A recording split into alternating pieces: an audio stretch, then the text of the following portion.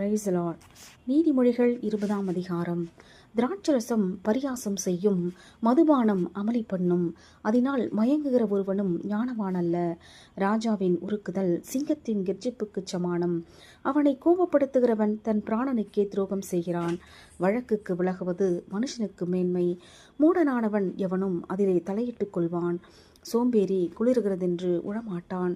அறுப்பிலே பிச்சை கேட்டாலும் அவனுக்கு ஒன்றும் கிடையாது. மனுஷனுடைய இருதயத்தில் உள்ள யோசனை ஆழமான தண்ணீர் போல் இருக்கிறது.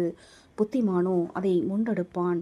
மனுஷர் பெரும்பாலும் தங்கள் தயாளத்தை பிரசித்தப்படுத்துவார்கள்.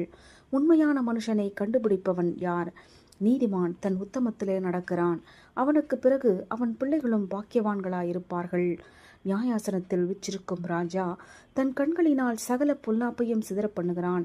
என் இருதயத்தை சுத்தமாக்கினேன், என் பாவமர துப்புரவானேன் என்று சொல்லத்தக்கவன் யார்? வெவ்வேறான நிறைக்கல்லும் வெவ்வேறான மரக்காலும் ஆகிய இவ்விரண்டும் கர்த்தருக்கு அருவருப்பானவைகள். பிள்ளையானாலும் அதன் செய்கை சுத்தமோ செம்மையோ என்பது அதன் நடக்கையினால் விளங்கும். கேட்கிற காதும் காண்கிற கண்ணும் ஆகிய இவ்விரண்டையும் கர்த்தர் உண்டாக்கினார். தூக்கத்தை விரும்பாதே, விரும்பினால் தரித்திரனாவாய். கண் விழித்திரு, அப்பொழுது ஆகாரத்தினால் திருப்தியாவாய். கொள்ளுகிறவன் நல்லதல்ல நல்லதல்ல என்பான், போய்விட்ட பின்போ மெச்சிக்கொள்வான்.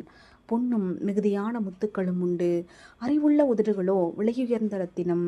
அந்நியனுக்காக பிணைப்பட்டவனுடைய வஸ்திரத்தை எடுத்துக்கொள், அந்நிய ஸ்திரீ நிமித்தம் அவன் கையில் ஈடு வாங்கிக்கொள்.